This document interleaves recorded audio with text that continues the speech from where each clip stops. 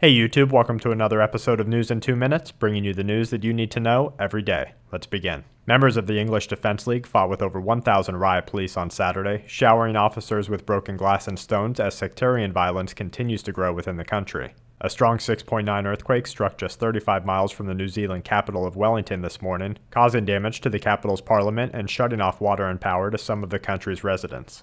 Aftershocks measuring as high as 5.5 began hitting the country just minutes after the large tremor, with many residents wondering if the trend in strengthening earthquakes may lead to an even deadlier strike like the 2011 disaster, which killed over 180 people and caused a reported $15 billion in damage. The Chinese Center for Health Protection is closely monitoring surrounding areas after a recent case of H7N9 was confirmed in Beijing by the local health authority.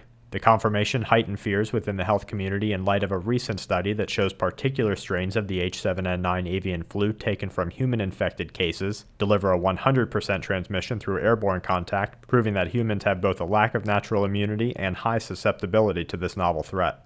A common chemical found in everything from carpet fabric to cosmetics has proven to increase a person's risk of developing hypothyroidism, even when no history of the disease is present. Studies on both animals and humans have shown that perfluorinated chemicals, or PCFs, which have a half-life of over 3.5 years in the human body, have been linked to kidney, liver, and heart disease, as well as high cholesterol and certain types of cancer.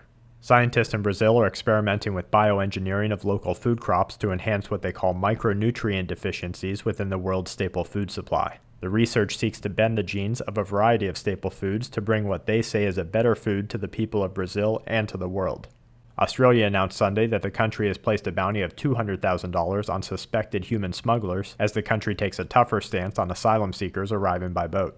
The story highlights an estimated 15,000 people that arrive each year and comes on the heels of refugee riots that caused an unimaginable $55 million in damage to state-run refugee detention centers in Nauru. And to wrap things up, U.S. jets jettisoned their bombs over the Barrier Reef when a training exercise was aborted. Wildfire evacuation orders remain in place in California. And over 15 Colombian troops were killed in an ambush just days after rebel forces announced their capture of an American soldier in a vie for power in current peace negotiations. And that's it for this episode of News in 2 Minutes. Check back tomorrow for more news that the aware need the most.